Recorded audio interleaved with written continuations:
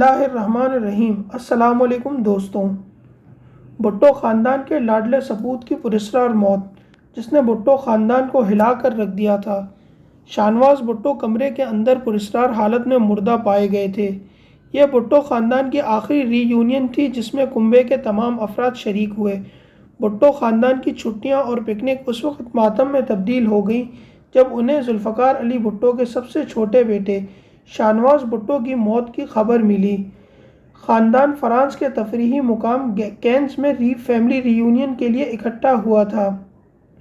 1989 میں ذوالفقار علی بھٹو کی پھانسی کے بعد بیگم نصرت اور بے نظیر بھٹو کی طویل قید اور نصرت بھٹو کی بیماری کی وجہ سے اس خاندان پر المیہ بدستور منڈلاتا رہا، اور پھر 26 سال کے شاہنواز بھٹو کی پراسرار موت نے انہیں ایک اور المیے سے دوچار کر دیا تھا۔ جب 5 جولائی 1977 کو فوجی بغاوت کے ذریعے ذوالفقار علی بھٹو کی منتخب حکومت کا تختہ الٹا گیا، تب شاہنواز بھٹو بیرون ملک زیر تعلیم تھے۔ ان دنوں وہ چھٹی پر پاکستان آئے ہوئے تھے، لیکن والدین کی ہدایت پر اپنی تعلیم جاری رکھنے کے لیے واپس سوئٹزرلینڈ چلے گئے۔ والد کو سزائے موت ملنے کے بعد مرتضیٰ بھٹو اور شاہنواز بھٹو کی طرز زندگی میں ایک ڈرامائی تبدیلی آئی۔ آکسفورڈ جیسی یونیورسٹیوں کے علمی کام سے گوریلا نیٹ ورک تک کی رہنمائی کرنے تک کا سفر۔ انہوں نے شمالی افریقہ اور مشرق وسطیٰ، مغربی یورپ کے ایک دارالحکومت سے دوسرے دارالحکومت تک کا سفر کیا۔ اپنے مرحوم والد کے کاشت کیے ہوئے روابط کو استعمال کیا تاکہ ان کی تنظیم کے لیے فنڈز اور اسلحہ اکٹھا کر سکیں۔ شاہنواز بھٹو اپنی اہلیہ ریحانہ اور 3 برس کی بیٹی کے ساتھ چند روز قبل ہی اس اپارٹمنٹ میں منتقل ہوئے تھے جبکہ ان کی والدہ نصرت فرانس کے جنوب میں زیر علاج تھیں اور بے نظیر رہائی کے بعد لندن میں خود ساختہ جلاوطنی کی زندگی گزار رہی تھیں۔ خاندان کی ری یونین کے لیے مرتضیٰ بھٹو دمشق سے اور صنم بھٹو لندن سے اپنے شوہر ناصر حسین کے ساتھ فرانس آئی تھیں۔ رات کو دیر تک خاندان کے افراد گھومتے اور گپ شپ کرتے رہے۔ اگلی صبح شاہنواز کی اہلیہ ریحانہ نے بیگم نصرت بھٹو کو اطلاع دی کہ شاہنواز کی وفات ہو گئی ہے۔ بے نظیر بھٹو کا کہنا ہے کہ انہیں صنم نے بتایا کہ شاہنواز کو کچھ ہو گیا ہے۔ بے نظیر بھٹو نے اپنی آپ بیتی مشرق کی بیٹی میں واقعے کو یوں بیان کیا ہے: صنم بیڈ روم میں چلی گئیں، جلدی سے ہمیں جانا ہے جلدی۔ اپنا بچہ میرے حوالے کرتے ہوئے صنم نے کہا۔ بے نظیر لکھتی ہیں کہ جب امی تیسرے ہسپتال کا نمبر ڈائل کر رہی تھیں، اتنے میں مرتضیٰ بھٹو اندر آیا۔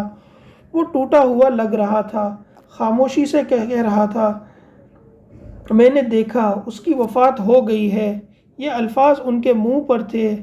نہیں، میں چلائی، امی کے ہاتھ سے فون گر گیا۔ یہ سچ ہے ماں۔ مرتضیٰ بھٹو نے اذیت بھری سرگوشی کی۔ میں نے مردے دیکھے ہیں، شاہنواز کا جسم ٹھنڈا ہے۔ بے نظیر نے شاہنواز کے فلیٹ پر پہنچنے کے بعد وہاں کی صورتحال کا ذکر بھی کیا۔ وہ کہتی ہیں شاہنواز کافی ٹیبل کے پاس کمرے میں قالین پر پڑا تھا۔ اس نے ابھی تک گزشتہ رات والی سفید پتلون پہنی ہوئی تھی۔ اس کا ہاتھ پھیلا ہوا تھا، ایسا لگ رہا تھا وہ سو رہا ہے۔ بے نظیر کہتی ہیں میں نے چلا کر بھائی کو جگانے کی کوشش کی، لیکن پھر میں نے اس کی ناک دیکھی جو چاک کی طرح سفید ہو چکی تھی۔ بہت بڑی گڑبڑ ہو گئی تھی، اس کا جسم ٹھنڈا ہو چکا تھا۔ خدا جانے کتنا وقت شاہنواز زندگی اور موت کی کشمکش میں رہا ہوگا۔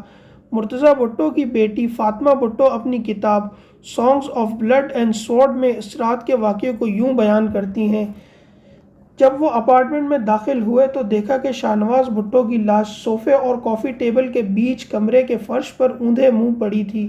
شاہنواز کے سینے پر نیلے رنگ کے نشانات تھے۔ اس کا چہرہ پہلے ہی نیلا اور سیاہ ہونا شروع ہو گیا تھا۔ مرتضیٰ بھٹو کو زہر کا شبہ ہوا اور اپارٹمنٹ میں تلاش شروع کر دی۔ 1 سال قبل ان بھائیوں کو زہر کی چھوٹی سی شیشیاں دی گئی تھیں کہ اگر وہ کبھی ضیاء الحق کے حکام کے ہاتھوں گرفتار ہو جائیں تو اس کا استعمال کر لینا۔ شاہنواز کی ہلاکت سے متعلق طرح طرح کے مفروضے صرف فرانس میں ہی نہیں بلکہ پاکستان اور دیگر ممالک میں گردش کرتے رہے ہیں، جو آج تک کر رہے ہیں۔ 18 جولائی 2021 کو صحافی سہیل سانگھی نے BBC کو یہ بھی بتایا کہ ان کی لاش کے قریب ایک خالی شیشی ملی تھی جس میں شاید زہر تھا۔ سب سے زیادہ اس تھیوری نے زور پکڑا کہ شاہنواز کو کسی نے زہر دیا تھا۔ اس قیاس آرائی کے مطابق شاہنواز اور ان کے بھائی مرتضیٰ ایجنٹوں کے ذریعے اغوا کیے جانے کی صورت میں تشدد سے بچنے کے لیے ہمیشہ زہر کی گولیاں اپنے ساتھ رکھتے تھے۔ مرتضیٰ اور بے نظیر کو یقین تھا کہ انہیں زہر دیا گیا ہے، شاید ان کی بیوی کے ذریعے۔ ان کا خیال تھا کہ اس نے ایجنسیوں کے ساتھ گٹھ جوڑ کر لیا تھا۔ نوجوان شاہنواز بھٹو کی میت ورثاء کے حوالے کرنے میں فرانس کی طرف سے طویل تاخیر نے پاکستان میں فوری جذباتی لمحے کو ٹھنڈا کر دیا۔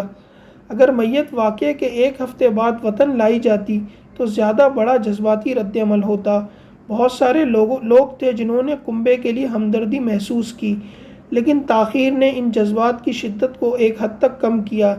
بالآخر جنرل ضیاء نے خاندان کے قبرستان میں تدفین کے لیے بے نظیر بھٹو کے بھائی کی میت پاکستان لانے کی اجازت دے دی تھی۔ 22 اگست کی صبح تقریباً 8 بجے کراچی ایئرپورٹ پہنچے۔ ہوائی اڈہ افسردگی سے گھرا ہوا تھا۔ سنگاپور ایئر لائن کی پرواز کو مسلح کمانڈوز نے گھیر لیا۔ اسی اثنا میں شاہنواز کی لاش کو فوکر طیارے میں منتقل کیا گیا، جس کی منزل لاڑکانہ تھی اور اس پر پیپلز پارٹی کے جھنڈے اور گلاب لگے ہوئے تھے۔ شاہنواز کی میت کو آخری غسل دیا گیا اور پھر جنازہ لاڑکانہ اسٹیڈیم میں لایا گیا۔ اس کے بعد ان کی لاش کو گڑھی خدابخش لے جایا گیا اور انہیں پیپلز پارٹی کے جھنڈے میں سپرد خاک کر دیا گیا۔ ناظرین، ہماری یہ اسٹوری آپ کو کیسے لگی؟ ہمارے چینل کو سبسکرائب کیجیے اور کمنٹ سیکشن میں ہمیں بتائیے۔ شکریہ۔